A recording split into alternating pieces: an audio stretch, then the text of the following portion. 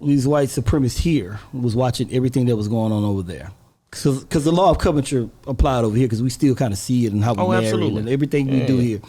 Well, they started watching the cases over there. And then when women in London started getting leeway, starting to get more and more, I'll say this. Feminism is the greatest revolutionary movement in the history of movements. Haiti was important for us. But in terms of what white women were at to now, it was the biggest leap forward ever. The one of the greatest, because you take these women who married these scoundrels who were, you know, my opinion, you engaged the information, they're scoundrels too. It's just they were railing against their status as woman and being married, and they started comparing it to slavery. They were comparing law of coverture to slavery. And that's practicing slavery, but comparing it to slavery, and started writing. And that should sound familiar, right? Yeah. I like people in America, right, during women's suffrage, etc., would compare their situation to civil rights and things of that nature. And so, there's a common theme there of hitching vehicles to people. Well, you see the motif, you see the ostinato, the repeated theme that after a while you get these women railing against these men, judges start to sway, things will start to change. Boom.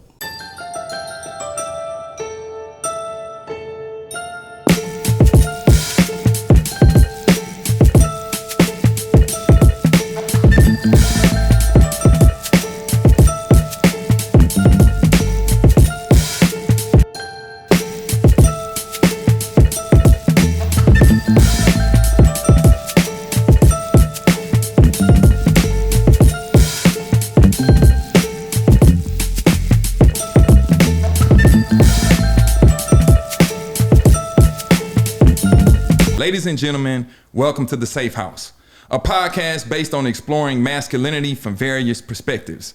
Masculinity seems to be defined by others with outside agendas. There's a need to have safe space conversations that everyone is allowed to witness. There have been certain misnomers that propel societal groups to assume that masculinity is a pejorative.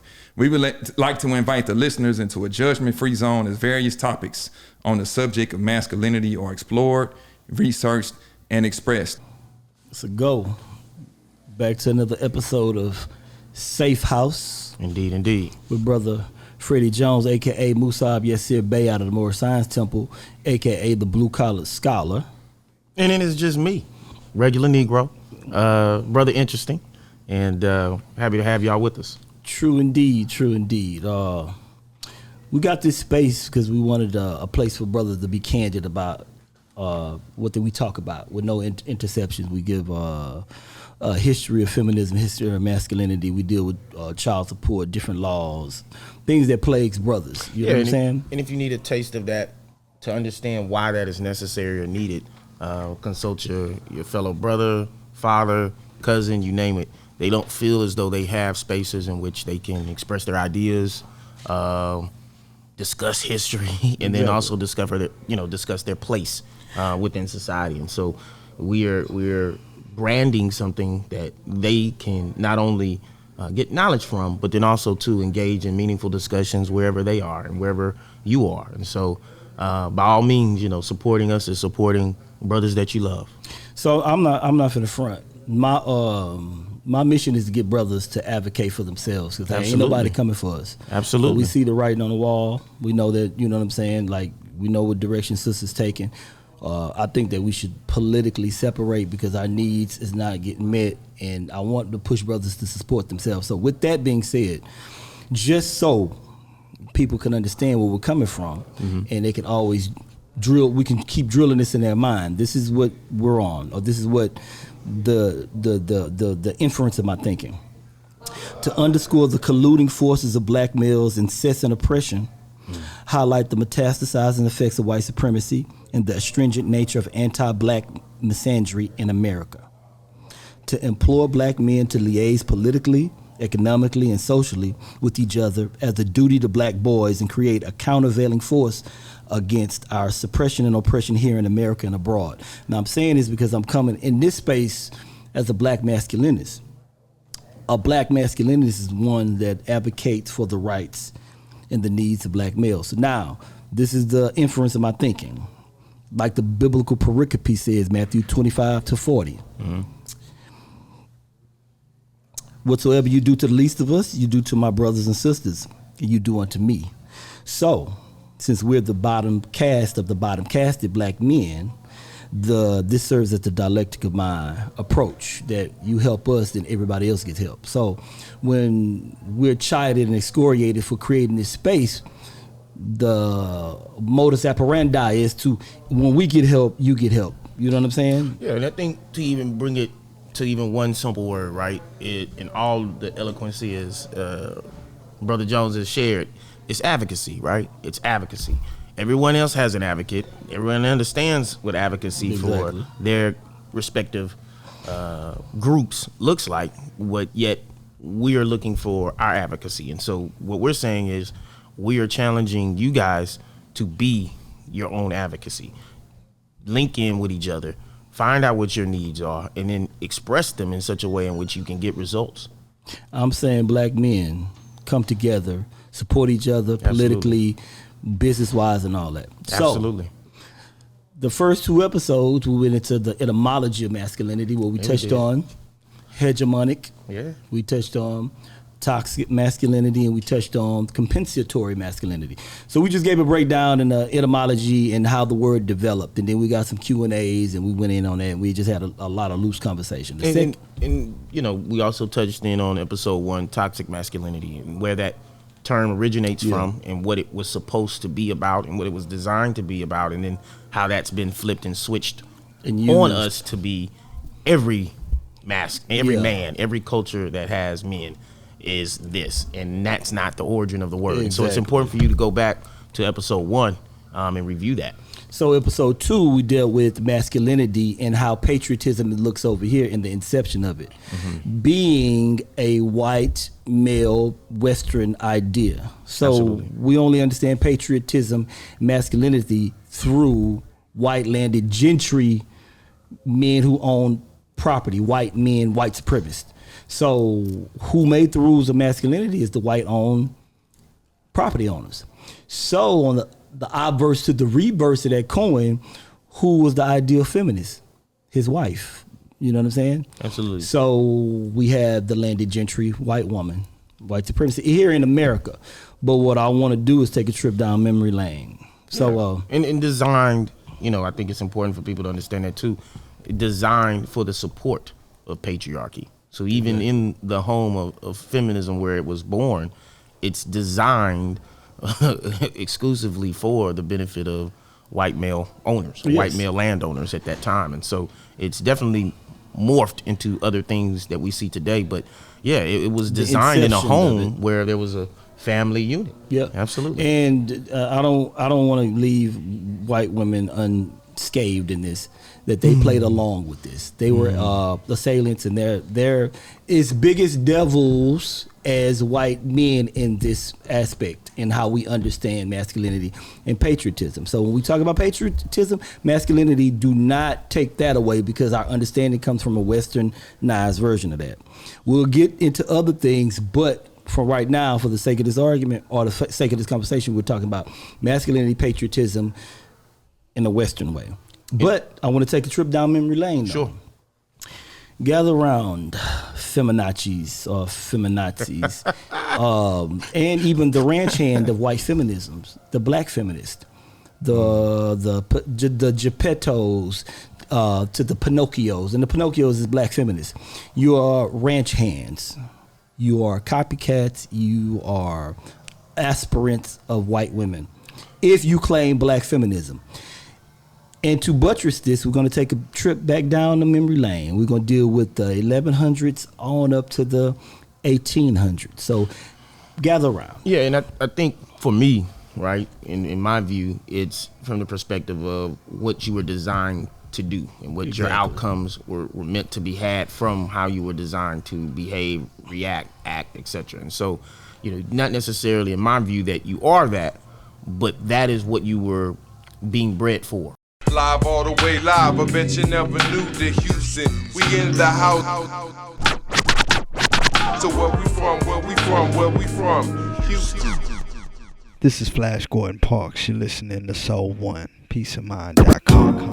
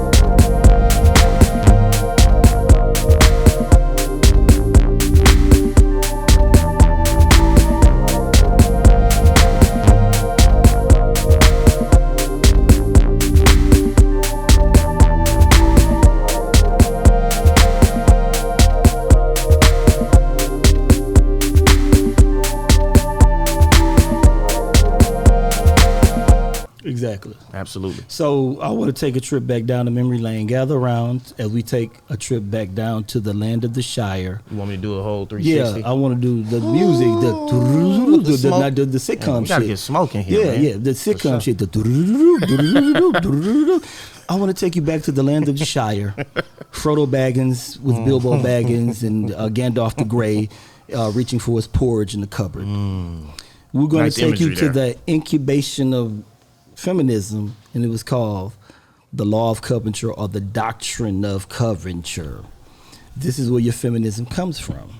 So whenever we go back, we're going to be able to reach back to say, hey, this is where the idea comes from.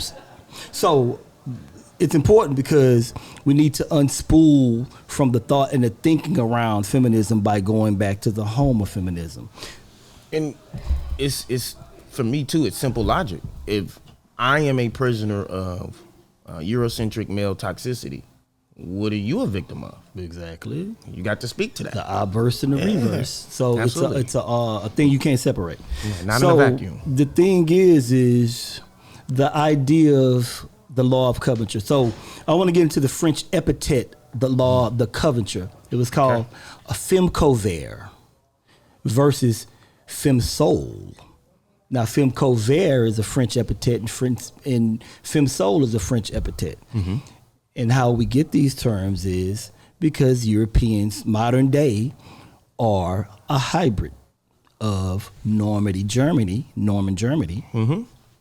with William the Conqueror. 1066 comes in, smashes in, and now you have a hybrid culture of French, German, and white, or what we call Anglo. So even if you look at our languages, Germanic terms, Latin terms, French terms, these different terms. So Italy didn't play a place in that? Yeah, well, we'll get to that. We deal with that in the Moorish paradigm. Yeah, you get what I'm saying? So to do that, we got to, you know what I'm saying? But we're going to talk about the place that the Moors didn't get into was France that would, we got not beat, but it was a stasis or a bulwark. We couldn't get into that. Mm-hmm. So when France rose up, they slid into Britain. So I want to be clear. We're talking about right now Europe, the British Isle. The law of coverture or femme covert is to veil, to cover. That when a woman marries a man, they become one, and she's absorbed by this man. She's subsumed by this man. She is no longer a person. Her personhood changes.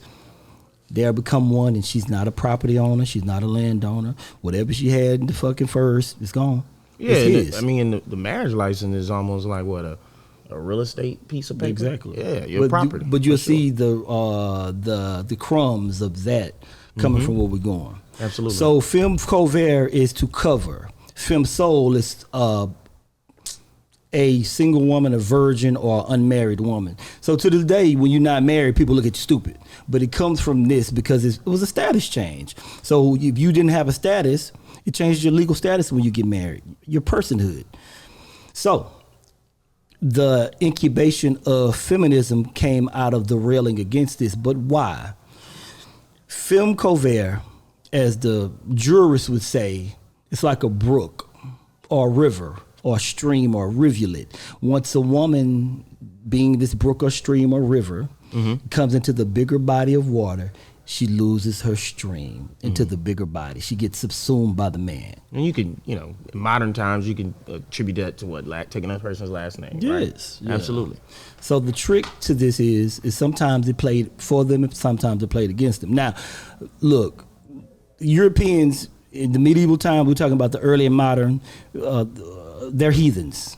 And when we're talking about two career pathways, right, that a woman could go in those cultures, it was either alone in prostitution, exactly, or someone's wife, or in my terms, technically, I think they viewed you as chattel. Property. Exactly. And so now you see the inception of feminism because, okay, we do this, right? So what I'm pulling from today is the main book is Wartime Weddings, Paul Townsend, 1940, and John Hagel's Dealing with European Marriage Patterns. So when we trace the marriage patterns from the 1100 to the 1800, now things change over time, laws and shit, but femme covert was a common law thing. It wasn't in theory. It wasn't like real laws. It's kind of like, I look at it as money. So paper money is not real. It's not backed by anything, but it's real because we believe it's real. That's how the Law of Coverture worked. That it was just a agreed thing that when a man marries a woman, she gets sucked in and she's his responsibility.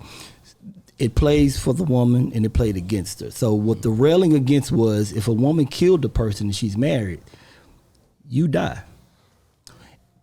Because you're responsible for her. So if she kills somebody, you die.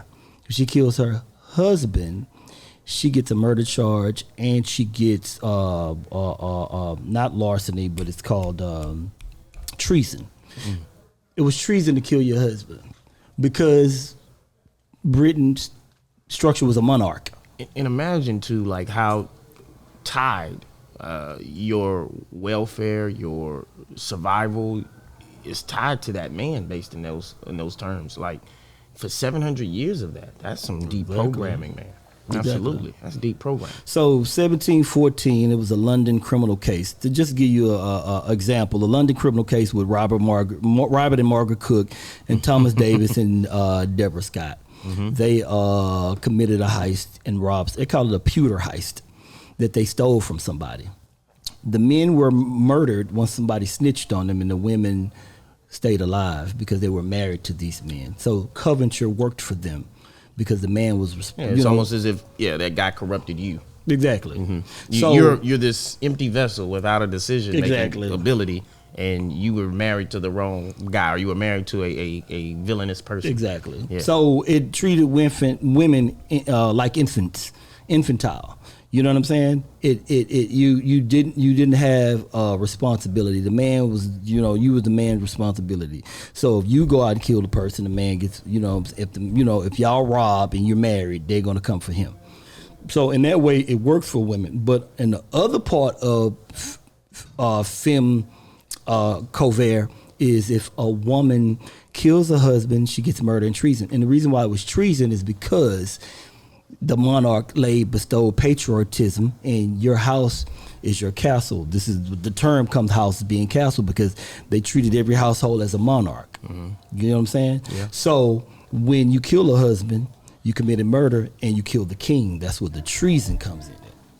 So they get hit for murder and treason, and the consequences was getting burnt alive. At the stake. Oh yeah. You know what I'm saying? Oh yeah. So the origin of feminism comes out of this heinous, a draconian thing in terms of women not being able to own property, women not being able to make wills or create wills. That was a big thing, that you couldn't make a will.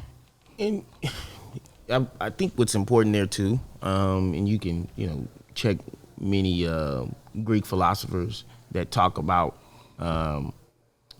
women and their ability to undermine what men might be intended to do, things that they wanted to accomplish, etc. Yeah. And one way to kind of neuter that power that they believed women had over them was to create these systems that basically mute that power, that sexual persuasion and things of that nature, that those men thought that they were victim or capable of being victims of. Live all the way live, I bet you never knew that Houston, we in the house. So where we from, Houston.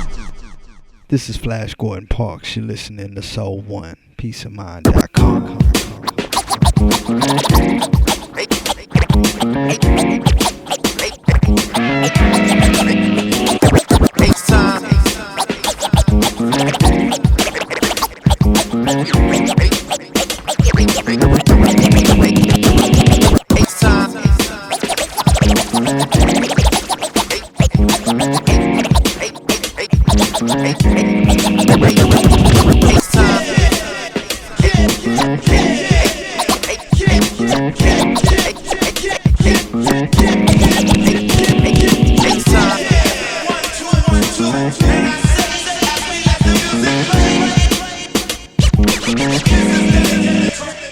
It's time.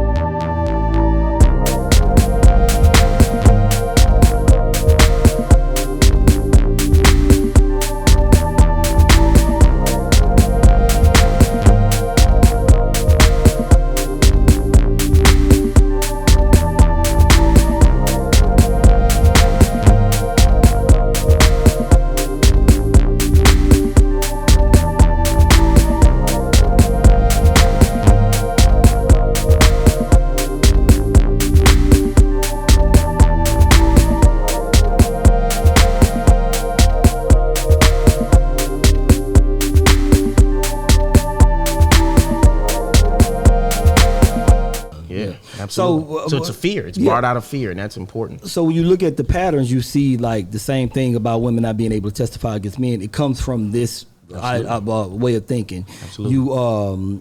It was a case called the Mary Arbery case, where her husband gets drunk at a bar, he dies, she panicked, quote unquote. This is white people telling the story. I don't believe it, but he gets drunk, he dies. She chops up his bodies in 12 pieces. Symbolism and you know what I'm saying, ritualistic, and she dumps his body in 12 different places, but she was helped by men to saw up his body. Now how he died, they wasn't really tripping off of that, but she scattered his body, so she got charged with the murder. The men who helped her saw up his body went free, and she was burned. You know what I'm saying? Her husband, this is her husband coming from a pub or something, but that was a real big case in that, and how femme covert can work for you, work against you, or whatever the case may be. But he died at a pub, and she chopped up his body, and that was a treasonous act as well. You know what I'm saying? And it's the I believe in yin yang, right?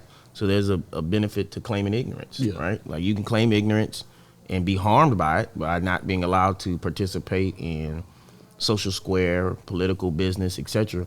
But then on the other back end is you're not held responsible for any criminal attacks or crimes that you commit. Yeah, absolutely. Because it's interesting how we don't get that same benefit. No, exactly. But but I was working on a book for 3 years, right? And I need to be funded, so you can cash at me at Moorish Emperor. Get this book out. But I was, because it takes finance. But I was working on a book called Ability and Their Culpability, where I wanted to talk about the faces in these lynchings. It was never white women in the picture, because the white men worked hard to paint the white woman as pristine, as infant. You know, even though they were all in there eating lollipops and you know what I'm saying, and they were at the barbecue, picnicking. But they worked hard to protect the image of white women and vice versa. Absolutely. So, but it protects their image. Yeah, and marriage rape wasn't considered. So you can rape your wife. But matter of fact, here's a fun fact: they didn't change the marriage rape as a thing until like the 70s in New York, because you could rape your wife. But back then, it was so hard to go to jail for beating your wife. You can literally bludgeon your wife to death, and then they had to come out with the rule of thumb. So the term rule of thumb came from men beating their wives, and then they in and out of measure say, well, you can beat your wife with nothing bigger than your thumb. Your thumb. Yeah. So you had there's still countries still practicing exactly. that. Potentially, I think Russia. Exactly.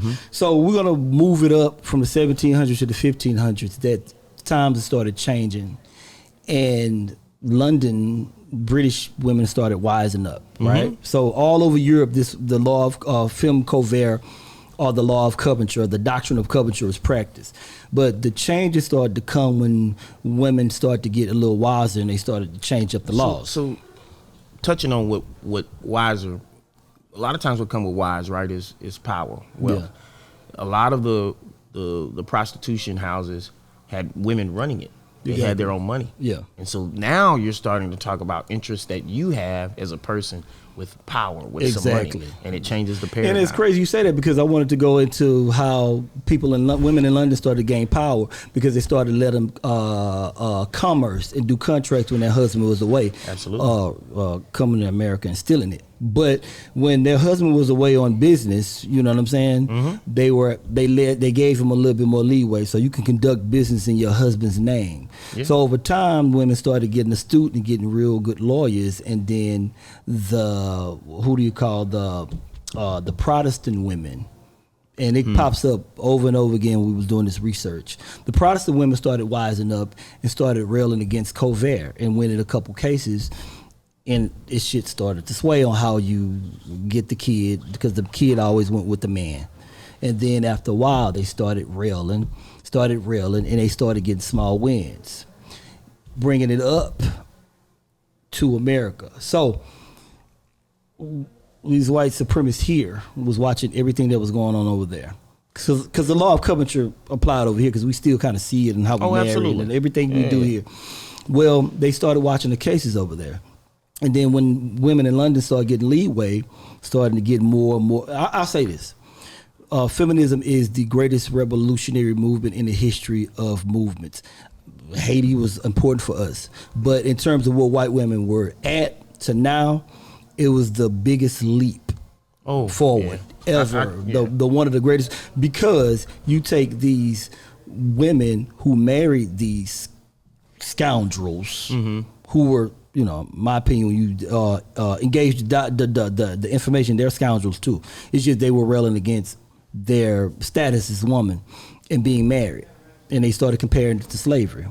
They were comparing law of coverture to slavery, and that's practicing slavery, but comparing it to slavery, and started writing. And that should sound familiar, right? Yeah, I like people in America, right, during women's suffrage, etc., would compare their situation to civil rights and things of that nature. And so, there's a common theme there of hitching vehicles to people. Well, you see the motif. You see the ostinato, the repeated theme that after a while you get these women railing against these men. Judges start to sway. Things will start to change. Boom. For sure. And make sure y'all get y'all dictionaries out when Frederick is talking, for sure. So y'all gotta get y'all dictionaries. Jump forward. Yeah.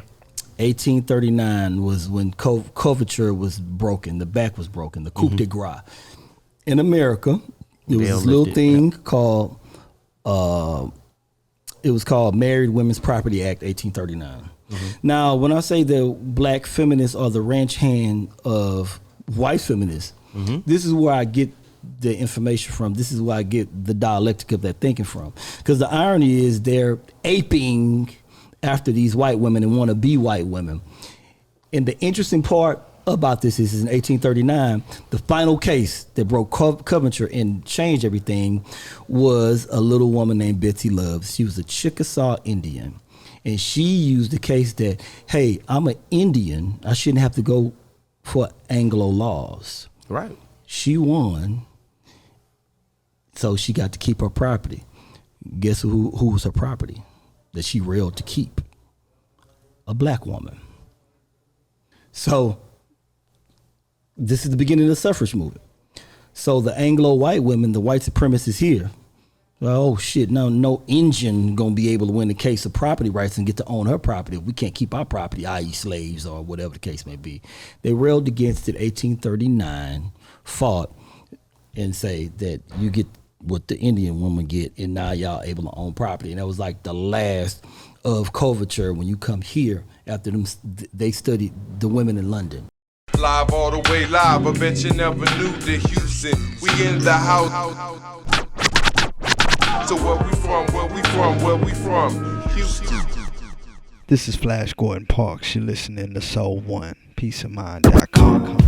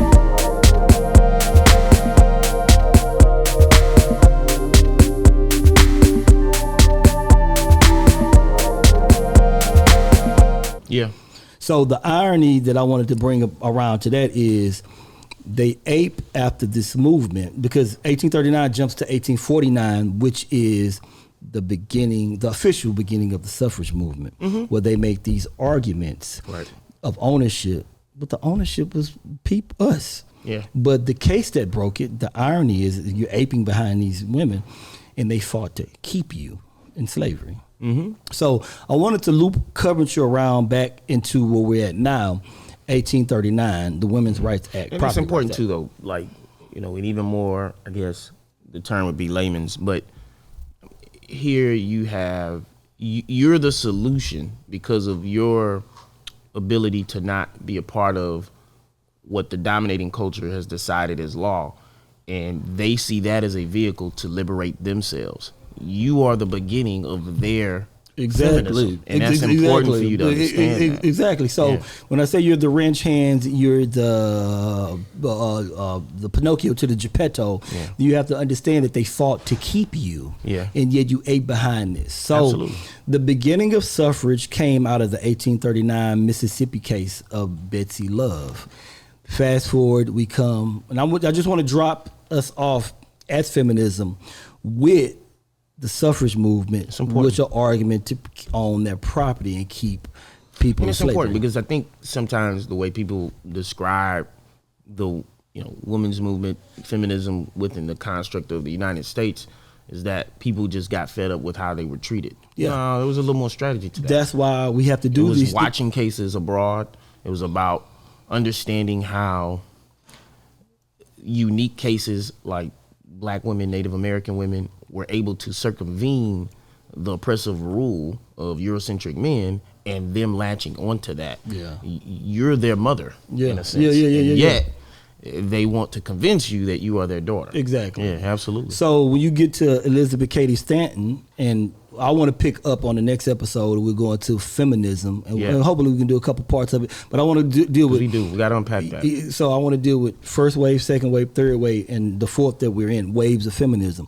But my point to doing this show was to give people a brief snapshot of what feminism came out of. It came out of the legal status of a white women in the British Isles and what they fought for and what was going on there. Now, when you get to America, you're dealing with white supremacist, slave owning, landed gentry, constitution, property protection, who are the property, us. So if you don't have that understanding and you calling yourself a feminist, then engage the dialogue. I mean, engage the information, engage these books. You know what I'm saying? So you have the case of Mary Arbery. You got the case of the London Criminal Court, 1714. You got the 16th and 17th century English debates on how, you know what I'm saying, how the law of covert was going to change. You have all of these battles going on. And I think so too, like for us to take a second too to step back and say land ownership. Land ownership in England, for the most part, because they didn't have large populations of minorities, land ownership really meant land. Here, land means land, people. Property.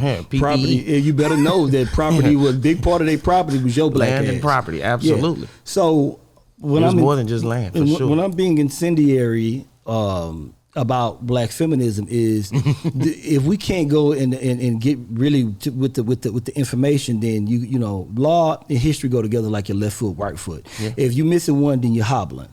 So when you go into black feminism, they have always aped behind the movement of white women. So it makes sense about the movements we're going to go into the next episode, because you got to know that it was all about owning you. And if you start off on a false pretense or a false foundation, then your argument is going to be wrong. So if you don't know that this was white women fight for liberation in their own personhood and to change their legal status, it wasn't about you, it was about them owning you. Yeah, absolutely. And the suffrage movement started where we never owned you. Yeah, it's important. We never owned you. Exactly. We didn't own anything. They were fighting for you. So rewind, masculinity, the etymology, first episode. Second episode was white patriotism and masculinity in the West. Now we deal with the law of coverture, and then we're going to jump back into feminism, first wave, second wave, and we're just going to parse through feminism and to get to the root of why women say shit like I'm an independent woman. It's you know, the context. You got to have a job just if you want to be with me. All of these 80s. You don't like that TLC song, man? Scrubs and can you pay my bills? Like all of this talk came from the talking points of white racist feminism, like Mildred Rutherford. Ooh, yeah. These came out of Mildred. That. So when they talk about feminism, they don't want to deal with the dialogue or deal with the books like Karen Holmes, Joyce Williams, Betty Friedan, Catherine McKinnon, Peggy McIntyre. All of these people, you know what I'm saying? All of these people who talked shit about black men or chided black men, that you have to know that suffrage came out of white women saying, if these niggas can vote, I want to vote too. It was never How for dare you. They get the right to vote before me. Exactly. And then they use black women to state their case. They say that black women should rather be a white man's slave than a black man's wife. Absolutely. So I want to drop it off there, but I think the biggest thing with the masculinity thing on the second episode is I wanted to show that masculinity, how we think about masculinity, how we think about patriotism, it came from a westernized white supremacist landmark. And when you think about what they said about black men, it always changed. The theme is always the same as to stigmatize you, but when we were in slavery, under patriotism, under white landed gentry, is you are an ape, a savage. This is why they kept you in slavery. This is how they rest at night, because of curse of Ham, this and that. When you get out of slavery, now you're a rapist. Yeah. Now you're a thief. Absolutely. Yeah, now you're a criminal. So it didn't matter, but whatever it was going to be, it was going to be a pejorative terminology when you talk about black men. So when black women laud feminism, you got to know where it's coming from. And there's a good book to tap into that too, in which we'll get into more. Are Prisons Obsolete by Angela Davis, where she eloquently describes what life was like post-slavery for many black men, and what that became eventually, right? The prison industrial complex, but what they were essentially trying to do. So on the surface, they giving you quote unquote freedom, which is an odd thing to say, right? You given freedom, but they giving you freedom. But the caveat is we got this other tool, this other system Exactly. we'll hurdle you into, and then they add the aspect of evil. See, a slave for the most part, right? You're not evil, like, because you were born into slavery, born in captivity, you stayed in captivity. Yeah. But now we're gonna say your soul is wicked. Now we're gonna say you're an evil man. That's a whole different ballgame. Because they're justifying what they get. Cursed. For sure. It's a different. It's a different ballgame. To kind of to begin to wrap it up, I want to give people to unspool from the notions that we're practicing now, or to get you to understand the thinking behind these things. And if you don't know what the law of coverture is, or the doctrine of coverture, then why are you a black feminist? If you're a white feminist and you're claiming, well, then why are you trying to erase your past and change it? Because my mentor always taught me that a thing can't be other than what it originated as. So we can be black supremacist, but it don't work.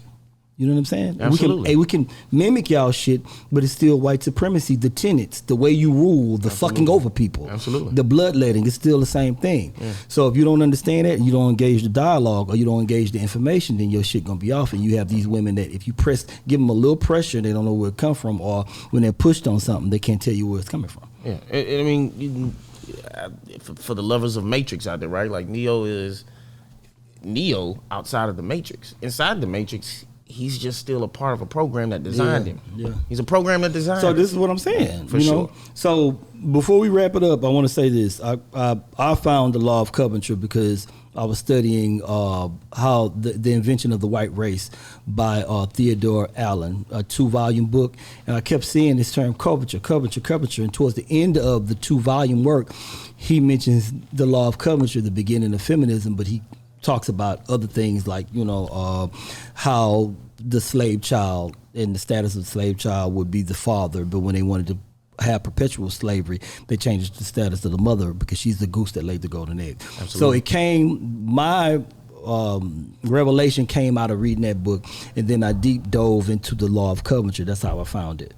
But we're gonna wrap it up because I want to just hit them real quick with this doctrine of coverture, the inception or the nascent beginning of feminism.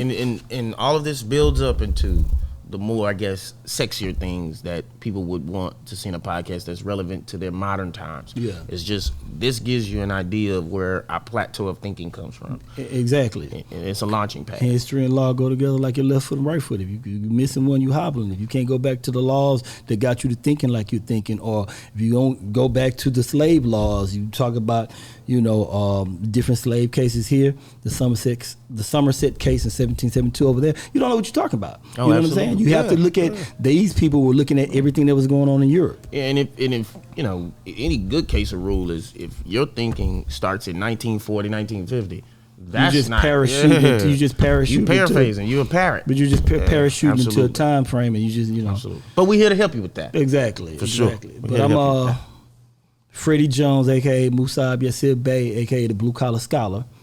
And I'm interesting, and we appreciate your time. Thank you. And this wraps up Safe House. Absolutely. 3rd episode.